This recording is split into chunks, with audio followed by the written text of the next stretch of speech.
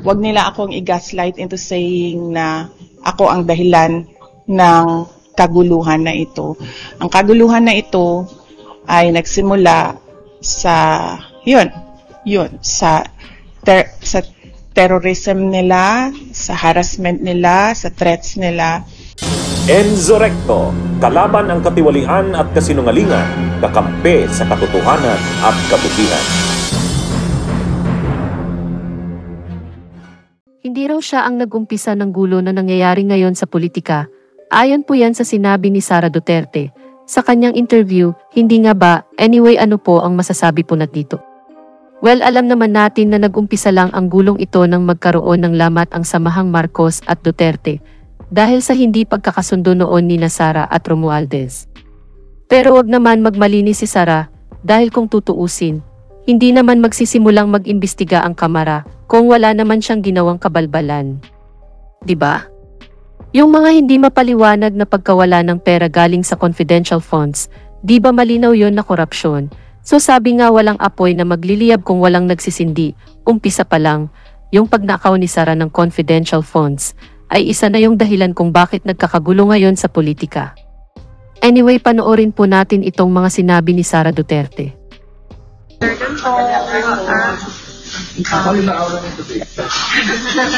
Fresh. Nakatulog ako ng medyo mahaba kagabi. Thank you. Pagbigay lang ako ng update sa inyo sa nangyayari sa taas. Magbigay lang ako ng update sa nangyayari sa taas. So, hindi ko na lang din banggitin yung mga pangalan kasi nag-request din yung mga patients na huwag banggitin yung mga pangalan nila. So, ang isang patient, may clearance na siya. Ang decision niya is umuwi muna sa kaibigan niya.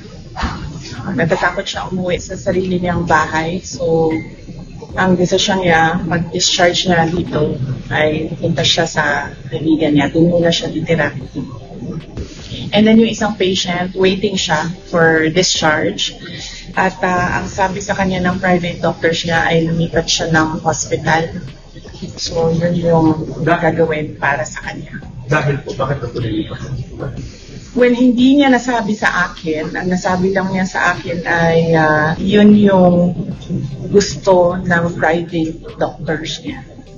Na lumipat siya ng another hospital. So, yun din yung gagawin niya kasi right now, yun lang din yung pinagkakatiwalaan niya, yung mga doktor. Tonight po siya dilipat. Nag-aantay siya ng kanyang discharge and clearance. Yung contempt order kay Atty. Zaraica Lopez, dapat po matatapos yung gabi. Ano pong balikan? Next time po ba? Or hindi na nag-lapse na? Malamang siguro wala na yon kasi nag-aantay na lang yung lawyer dito sa taas ng clearance from all the offices concerned. So, likely baka considered as nag-lapse na yon. But ang gusto lang talaga ng lawyer is merong document na nagsasabi na cleared na siya. Ma'am, if we may get your reaction sa nabanggit po ni President Marcos. Ang sinabi niya, ma'am, kinonfirm niya po yung kumalat na text message na nakalagay na in the larger scheme of things, Sara is an unimportant, so please do not file impeachment complaints. What are your thoughts, ma'am? Pinigil or stopped in a way? Hindi naman ako mag-comment sa mga remarks ni President Marcos.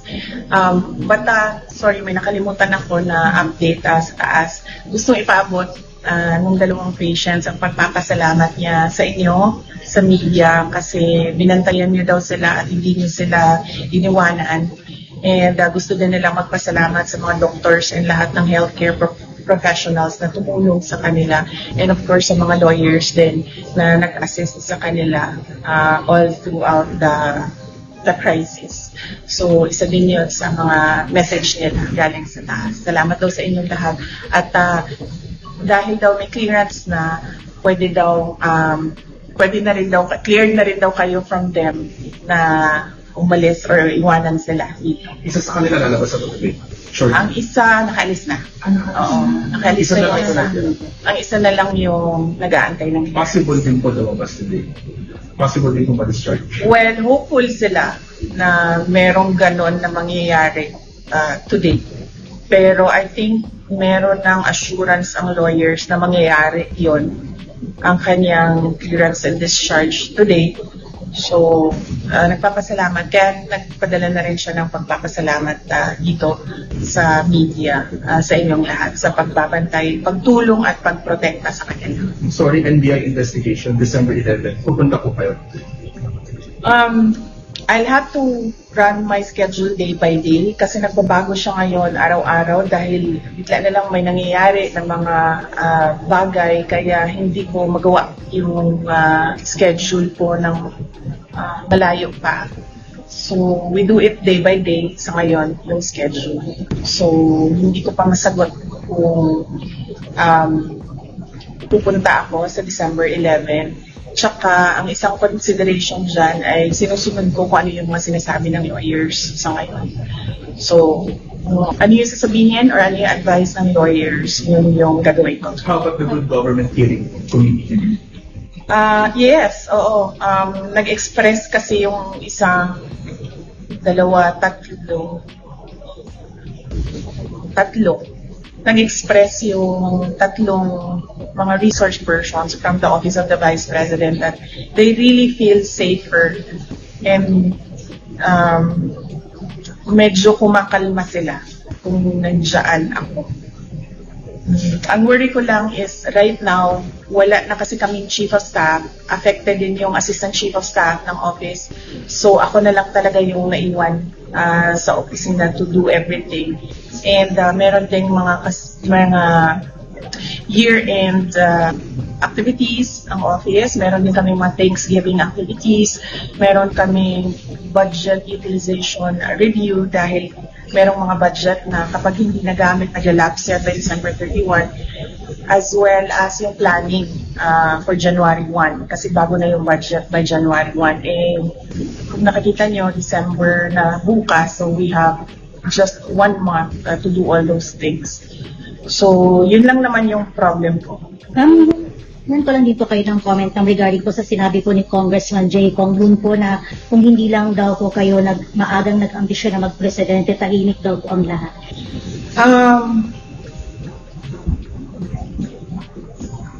Unang-una, the presidency of 2022 was mine already.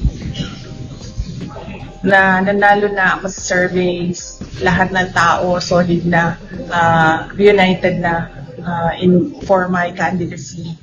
Pero I gave it away because I felt I had to do some other things other than being President of the Republic of the Philippines. Pangalawa, hindi ako yung nagsabi sa kanila na magbukas sila ng investigation or inquiry in aid of legislation that is more like a political persecution and harassment of OVP personnel. So, wag nila akong i-gaslight into saying na ako ang dahilan ng kaguluhan na ito. Ang kaguluhan na ito ay nagsimula sa sa terrorism nila, sa harassment nila, sa threats nila, sa mga personnel ng Office of the Vice President. Ma'am, clarification lang po, nag-resign na po ba si Attorney Zoraida? Hindi pa siya nag-resign, pero nagsabi siya na mag-i-indefinite leave na siya. So, once ma-cleared siya dito, she will file an indefinite leave from the Office of the Vice President. Ang sabi ng Presidente, never say never kung mag-reconcile kayo ng dalawa. Will not comment on the remarks of President Marcos sa ngayon. Thank you. Message na lang sa mga supporters sa EDSA Shrine. Yes, oo. Well, nagpapasalamat din kami sa mga supporters namin sa EDSA Shrine. And syempre yung iba pa na kahit hindi namin supporters ay nagpapalabas ng kanilang saloobin sa mga nangyayari ngayon. Dahil nagbabantay din sila sa mga pasyente natin dito sa Veterans Hospital. And nagpapasalamat din kami sa mga tao na nasa labas ng Veterans Hospital na nagbantay din sa mga pasyente. Malaking tulong yon sa akin, yung media, yung mga tao na nagbabantay. Si Senator Bato de la Rosa na hindi talaga niya iniwanan yung mga pasyente. Si Senator Bongo na nag-substitute sa akin dito. Ang laking tulong nun lahat, ninyong lahat sa akin dahil nakakadalaw ako, nagagawa ko pa rin yung mga iba kong kailangan gawin na mga trabaho. Ma'am, bago lang po ma'am. Ma'am, nag-usap na po ba kayo ni Fair RD lately po? Thank you, ma'am. Bunyog, bunyog, halikan na kasama ka. Bunyog, kapag buklod ay may pag-asa.